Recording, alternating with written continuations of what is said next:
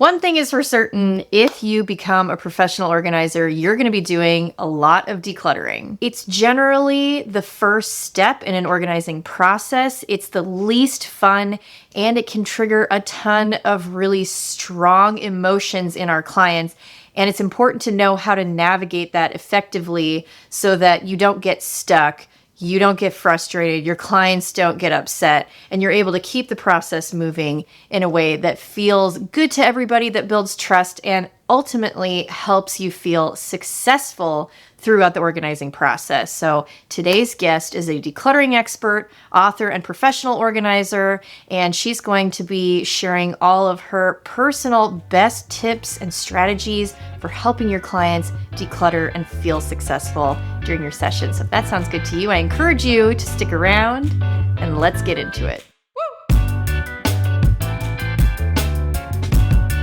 Hey fam, and welcome to the Speak Organized podcast. I'm your host, Melanie Summers, professional organizer, decluttering expert, and ADHD organizing specialist. I like to speak organized to give you the tools to conquer your clutter, live life with more purpose, and learn all about the business of tidying. Do me a favor, take out your device and tap the subscribe button to become a member of the Speaker Fam. I would be honored to have you on board. And if you're watching this video on YouTube, you can give it a big old thumbs up and tap the notification bell so you're notified whenever I post new content. If you're an Apple Podcast user, you have the opportunity to do us a huge solid and leave a rave 5-star review. It would really help the channel out. And if you're an aspiring professional organizer, which I suspect you might be, go ahead and join my free Facebook group if you haven't done that already. It's a great place to connect with other folks on a similar journey, share advice, ask questions, all that good stuff.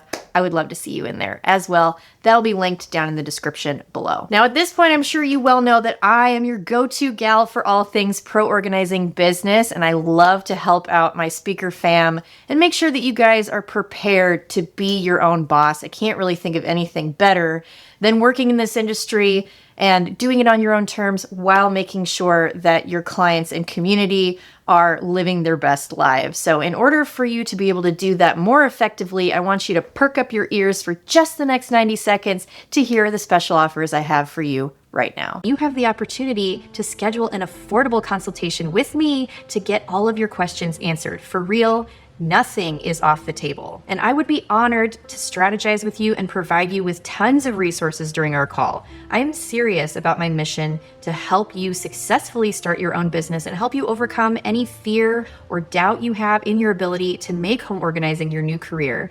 It was the best thing I ever did, and I would love to help you do it too. My schedule fills up quickly, so be sure to click the link in the description or the pinned comment to book your call before all of my slots are full for the month. And if you're ready to get paying clients in the door faster, you're going to need a streamlined process to onboard your prospects. And I have taken all the guesswork out of doing that. What to ask potential clients during consultations, what to put in your agreements, getting customer reviews, and more with my signature Pro Organizer Forms pack. These are 9 done-for-you forms that are customizable in a free Canva account, and I'll even show you how to set up that account if you've never used Canva before. These forms will save you days, possibly weeks worth of work researching and drafting critical documents to run your business professionally, and they're specifically designed for our industry.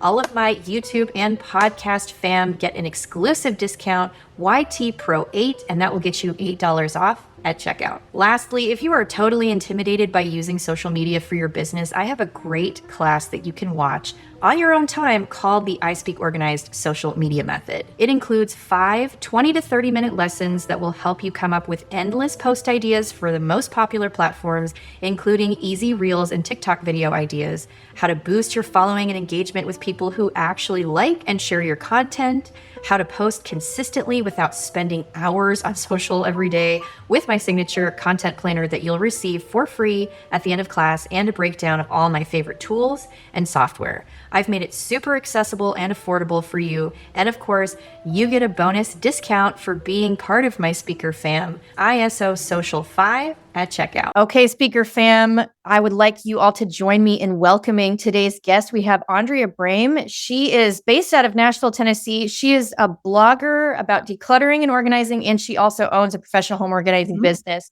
Welcome, Andrea. I'm so happy to have you here today. Thank you for having me. Wonderful. I'm going to let you introduce yourself and just give us a bit more of a rundown about what you do. Today's episode is obviously a little bit more about decluttering strategies and theories that we can use to sort of help guide our clients in the right direction towards a successful organizing experience. But let's talk a little bit about how you came to value that so much. Let us know a little bit more about your business. Okay, perfect. Yeah, I started decluttering when I got married about 13 years ago. And I like to tell the story that I knew something had to change because we moved into our first apartment. And after unpacking everything that we used on a daily basis, we couldn't use our dining room on a daily basis because there were still boxes. And so something snapped and I started going through the boxes and started going down the journey of decluttering and minimizing my home. And now it's just a daily part of my life. But along the way, I learned that I was not the only one that was going through this. And so I started becoming the go-to friend, like, can I have permission to get rid of this? And I'd be like, yes, absolutely. So then I just took that professionally. So now I'm a professional organizer and I also blog about that at my blog, which is thismodernmess.com. And so we talk about decluttering and organizing from a standpoint of a lot of times how it impacts you emotionally and also easy to maintain solutions. So that's where I come from. That's amazing. Yeah. And I'm really excited to talk a little bit more about this from the professional organizer perspective, because this is a question that I often get. It is one thing to talk about decluttering and organizing from a functional perspective as just you're trying to do it for yourself. But when you as an outsider are stepping into somebody else's personal space and coming into whatever past experiences they have that are framing the situation, it's a whole other ball of wax. So yeah, since you and I both really value decluttering and it's something that we are passionate about, I want to hear your take on how you help clients through that. So let's dive in. And let's think about first, what do you feel is the most important part of the organizing process to bring your clients success? I would feel like to bring them success, I only feel like that's happened if I can solve a bottleneck for them. Mm-hmm. So I hear their complaints, I hear their frustration, and they're too close to the problem to see it for themselves. And so I feel like I've been successful if I can take that and go, okay, I hear what you're saying. What if we just do this and then tweak something a little bit? And they're like, oh, like a friend of mine, she and I worked together briefly, and their big pet peeve was the kitchen was too small for two people to be in at the same time, and they always wanted things at the same time. But the thing that specifically was in the way was simply that the coffee maker was too far into the kitchen. So we just brought it closer to the edge, and then voila, two people can use it at the same time. So sometimes you just have to step back, and I really find a lot of enjoyment out of that and doing that for somebody else. Yeah, it's interesting how we get set in our ways in our own space, and you're just sort of used to dealing with the problem rather than just work around it. Yeah, exactly. I had a client one time who had a big stack of things in front of a French door linen closet. And so one door was inaccessible, which meant that entire side of the closet was inaccessible. And I was like, well, why don't we just move the stuff, and find a home? And she's like, but this is just where it lives. Like, but it doesn't have to, and just simple things like that from an outside perspective can make such a big difference. Right. So do you have a specific organizing and decluttering process, or is it different for each client? I would say it's mostly the same because I've come to notice the same kind of categories, but it really depends on where their hangups lie with the decluttering. But in general, I'll do the whole take everything out, put it back. But I like to sort it by large groups. And then if they need it, smaller groups. Sometimes a large group is groups of items is still too much for them. And so we'll go even smaller. And, instead of doing like all the clothes, let's just do your t-shirts and we'll do the kids' t-shirts later, that kind of thing. Just to simplify it even more, because once our clients come to us, they're overwhelmed. Just looking at a pile just makes them shut down a lot of times. So getting past that pile and helping them see the individual items can help. So that's what I try to do. Yeah, absolutely. And so I think you pointed out the most important aspect of the process is getting past the pile, and the pile equates to Yeah. clutter. So, in my opinion, and you can let me know if you share in this opinion, decluttering is probably the most important part of the process. It's number one. Oh, for sure. Yeah. It really does dictate the overall success, because it's very difficult to feel like your space is organized when you still have too much stuff. Yes. Especially if you have limited storage space. So, Right, which a lot of us do, or we're not using it effectively, right. things like that. So let's talk a little bit more about decluttering, because that's the part that it's the first thing, especially for new organizers. It's the first step that most of us are going to do. And if you are able to get a client all the way through your organizing process, where you're actually micro organizing and systematizing and dealing with product, that's great. But there might be some clients where all you're doing is getting them through the decluttering and downsizing phase. So it's important to know how to do it well. So in your experience, thinking specifically about decluttering, why do you think that it's so difficult for some clients? I think it's difficult for most people, for a handful of reasons, but they all boil down to sort of the same thing, and that is a belief of who they are and what they do in life. And so, um, when I'm walking them through it, I'm trying to, get the little hints along the way, like, okay, you consider yourself a crafter. You consider yourself a baker, or it's things that they remember about their past self. So it's like, well, I used to be a size 6. I used to be a thin woman. Mhm. I used to be well respected in my field of work. I used to be a college student. And what if I need, this is a personal favorite, my dad Right, did this. What if I need that coding book of that ancient language from 20 years ago? You never know. right, right. Well, there's the internet for that now. What can we let go of to make room for the way you want to live right now? Because it's not who you think you're going to be, and it's not who you used to be. It's who you are right now and what's getting in the way of that. So, Right. Yeah. Dana K. White talks about it being the idealistic version of you versus the realistic version of you, and kind of getting in touch with and honoring who you yes, are realistically. I love her. Yeah. Yeah, me too. And I come back to her all the time, and I love that example. And so that is a good technique that I like to use, is like, all right, are we being realistic right now, or are we being idealistic? And I love how you kind of broke that down. You're like, the way you consider yourself to be versus who you were. Who are you now? What are you really doing, to prioritize? Yeah. So I'm guessing that means that for the most part, the pattern you're picking up on is that clients' understanding of what they are achieving in reality is maybe out of balance with what they think they want or who they are. Yeah, and they're stuck. They're stuck in a phase that they're not in currently. Just like a lot of our clients have transitions that they're going through, and that impacts the clutter too.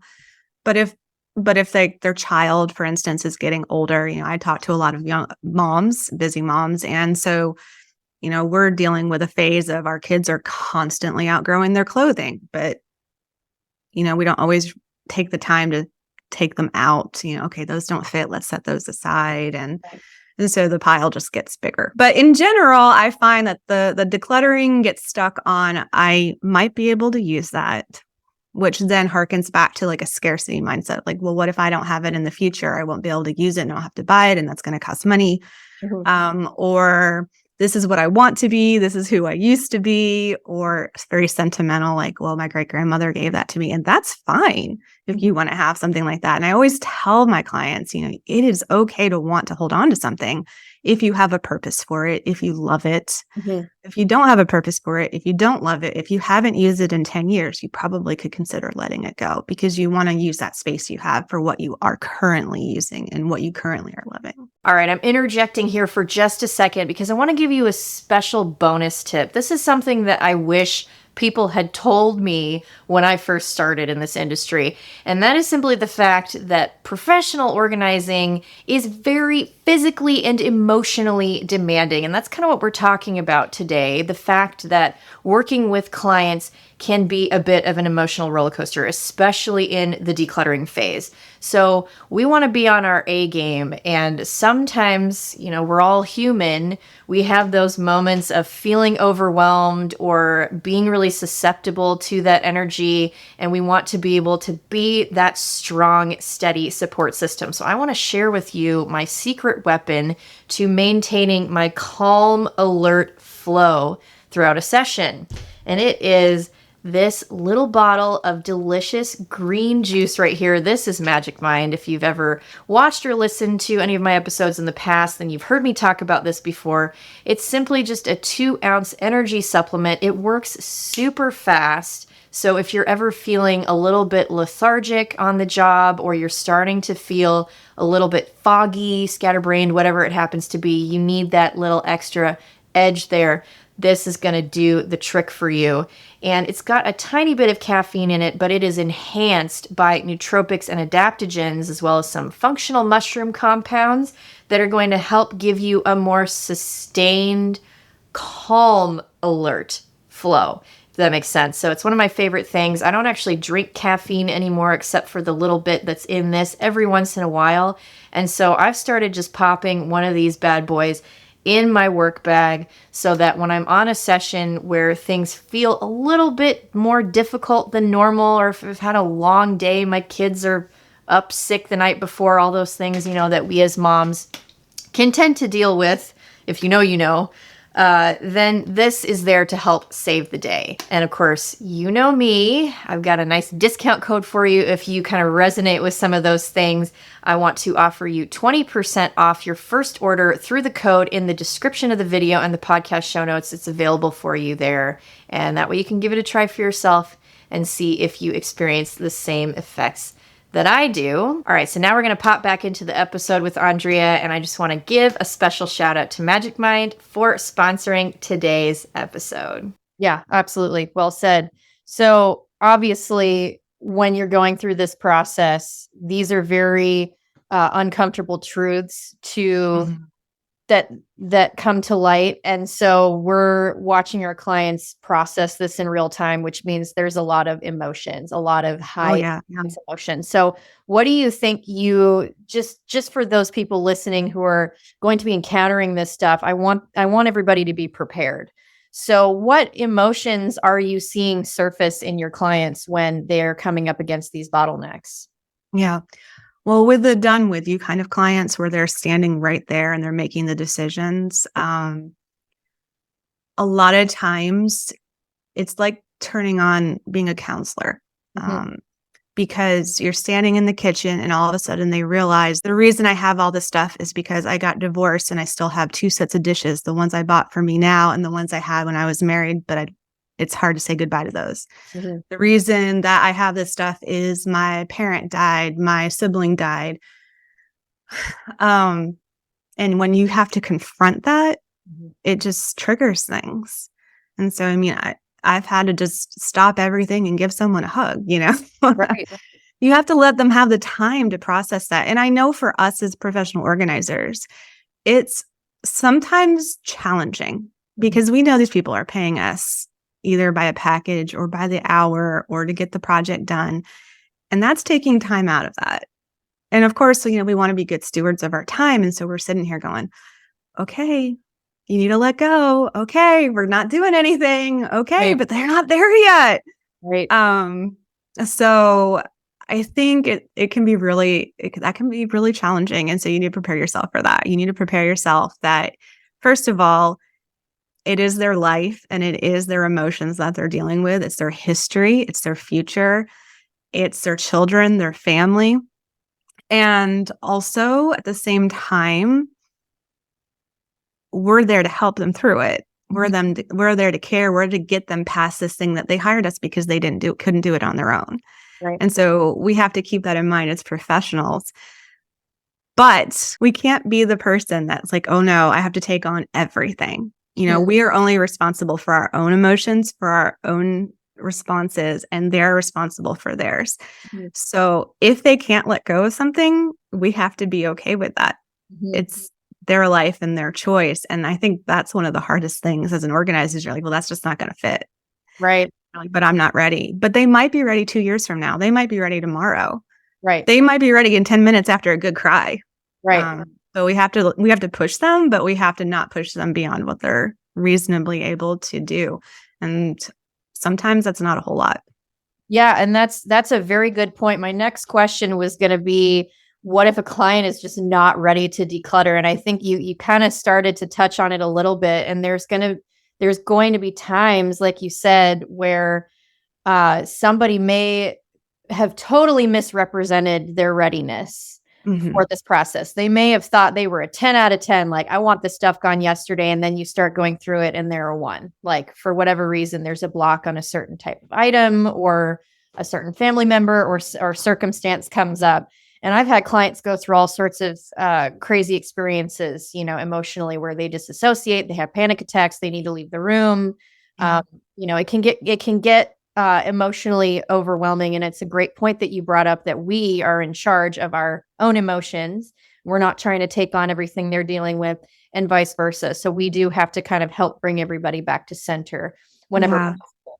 So if you find that a client is truly just not ready to declutter, how are you moving forward in that moment to get them? That's a challenging one going, for sure. right? Yeah.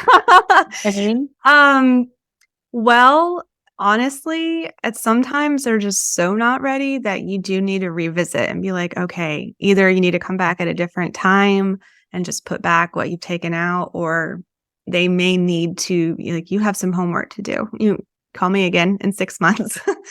But hopefully it doesn't get to that point. That's the worst case scenario. I mean, just back off a little. Don't be pushy. And a little hack that I have when my clients just can't get past something and they look at it, they're like, I don't know what else to get rid of, is I'll be like, okay, I will take what decisions you've made. We're going to put these back in where they need to be. We'll get them organized for you. And we're going to use your space as a limit. So you have a cupboard, you have a drawer. When that drawer is, I will stop when I feel like that drawer is at its max for you to be able to use it well.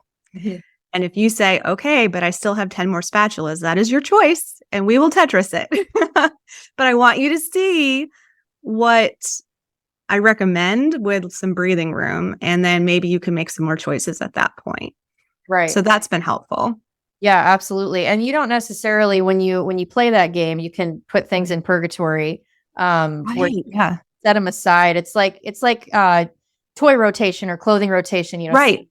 Yeah, I've called it purgatory too. Yeah, absolutely. It's like, problem for future you. We'll decide it time, but at least let's get the 10 spatulas out of the drawer so that you can open it. Which 2 do you use the most? That's the question I always come back to. What do you use the most? Exactly. Because we need to use this space for the things that you use the most. If you're using it for the things you use the least, then you're just storing them there.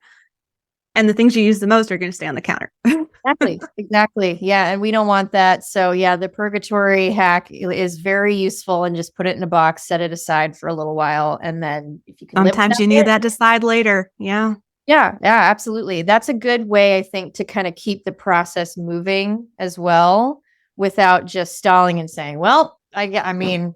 Yep. Yeah. You just like we have the get rid of, throw out, sell if they want to do that, or donate. You can't have just the decide later pile, and make sure it's in a little storage, and we'll come back to that. Right. Pray it doesn't get too big. When it's not so emotionally charged. Yeah. Right. Yeah. Hopefully it doesn't get to be an overwhelming mountain of past decisions, but Yeah. It's a good hack for kids too. I use that one with my son. We're like, okay, you don't want to let go of this, but it is a baby toy and you're 9. So let's put that away for now. We can put it in the memory box, or we can store it for now. Which do you prefer? And then we'll take out the store it now and come back, 6 months later and he was like, Shh, I don't need that. Yeah, that's what I thought too. Right. Exactly. Yeah. It's interesting how time sort of like helps heal the wounds eventually. And then once you've gotten used to having more space, it definitely helps too. Yeah.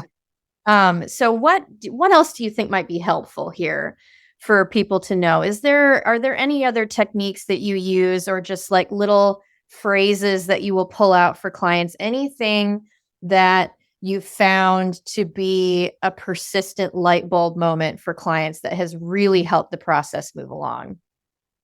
Well, the one I've already mentioned is which ones do you use the most? Because then I can at least set those aside and I know, okay, those are the glasses you use the most. Those are the shirts you use the most. I'll ask them, what's an occasional use? What's a seasonal? And sometimes if it's a sentimental item, we'll try to come up with a way to display it or use it in a practical manner so that it's not just taking up space. And then I think if they're ready for it, digging a little deeper into the why. Sometimes, like just like for our own benefit, okay, they're holding on to their stuff that they used to be able to wear or they want to do, but they're not doing.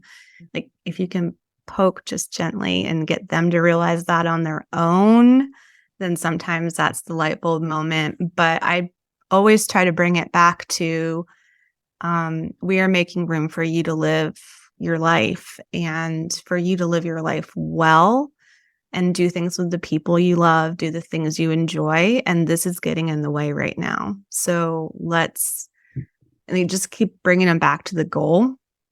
And sometimes that'll do the trick.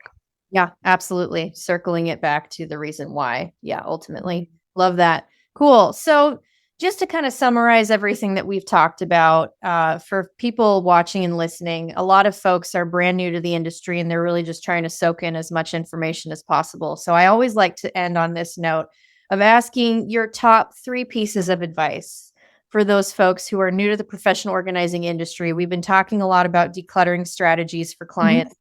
If you are going to be successful with that, what are the top 3 things that you should focus on with those clients?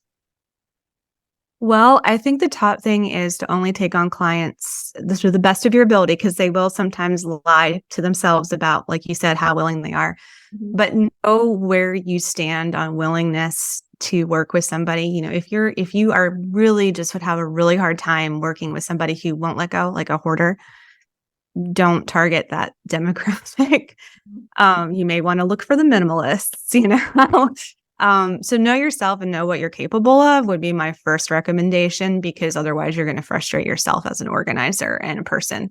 But secondary to that, really, really dig into the psychology behind why people hold on to things. So you're aware of that and can address that in a session, not as a psychologist, not as somebody who's coming in as a counselor, because we're not necessarily qualified to do that, but as a layperson, we can understand, having been there ourselves, why somebody would hold on to something and why they would be reluctant to let it go. And sometimes we can just encourage them that if it's not something that's too expensive for you to replace, if it's not something you've been using, just try it, and try letting it go. And like you said, set it aside for later. Give it a chance. Don't get rid of it yet. Give it a chance. And if you haven't used it in 6 months, then let it go. Or call me and I'll take it for you so you don't have it in your trunk for another 6 months. Right. And then which segues into the next thing, which is have a plan and just you encourage your clients to have a plan and make decluttering a lifestyle and not just like, hey, the organizer came, so we have to go through this pile. It's a lot easier when they have a donate box right there that they're just like, okay, my kid grew out of this. It goes in here. We're not playing with this. It goes in here. I have 6 measuring cups and this is my favorite. 3 of the others go in here. And so little by little, it can become just a habit. Yeah, absolutely. I love that last piece of advice too. And that's something that I started doing when I very first embarked on this professionally. In every closet in our house now, we have like a little crate where all the donation stuff goes. And then once it's full, we kind of just put it all into the car and off it goes. I don't even really have to think about it as often. There's not like a big moment to do where it's like, all right, family, we're going to get together, clutter the closet now. Right. Yeah. Happening in everyday life, little by little. And it is so much less stressful, especially if you're a busy parent with kids, like you mentioned earlier, who are growing like weeds. They eat dinosaurs. I don't know why they grow that fast, but they're grown out everything. So it's helpful to just kind of do it little by little. Love that piece of advice. Yeah. And going back to the second point of like knowing why people hold on to this stuff, because if you know the specific thing that they're struggling with, which of those categories of kinds of different clutter they have, if it's paper, maybe they just need an organizing system and that's really all they need. And if it's sentimental, maybe you need to be very, very gentle because this is their memories. If it's related to their size, there's a whole lot of shame and grief. And so knowing what the triggers are, then you can walk around those a little bit better. So yeah, absolutely. Yeah. Very well explained. So just to wrap up this beautiful conversation today, I want to make sure that we can get in touch with you. We can follow along on your journey. I know you have a blog as well as your in-person business. So give us all of the details, anything that would lead us to connecting further with you, Andrea. Yeah, sure. My website for my decluttering and organizing blog is thismodernmess.com. And on there, I actually do have a book where I talk about specifically how to declutter your home. And it's geared towards people doing it on their own. But it has a whole section on the different emotions and the different reasons that people hold on to clutter. So if that's something that they're interested in learning more about, it's there. And then my in-person business locally is Nolensville Home Organizing. Beautiful. I'll make sure all that information is down below. And I think that's a great point that we can learn a lot from the resources catered more towards our clients, because it just helps inform us about what they're going to be going through. Don't think that you can skip it just because you're good at organizing and know the process. You have to be able to teach that to your clients. So it's always a good idea to invest in those resources. So that's wonderful. Oh, well, thank you for having me. Yes, thank you for being here. All right, fam, as always, that's going to wrap it up. And it has been an honor to have your time today. And I want to give a shout out to Andrea for being our fabulous guest. She is a member of our Facebook group. If you want to talk with her more about decluttering, ask some questions, feel free to tag her in a post. You can also comment down below, ask questions there. Be sure to get in that free Facebook group if you're not there. Check out the description of the video and the podcast show notes for all of those resources so you can book that one-on-one call with me. I would love to sit on Zoom and strategize with you and give you custom solutions for your own organizing business, all that good stuff. And if you're interested in checking out Magic Mind, remember that link is also down there for you as well. If you have any questions on that, feel free to reach out to me. Beyond that, I hope you have a fabulous day, and I will see you in the next episode. Bye.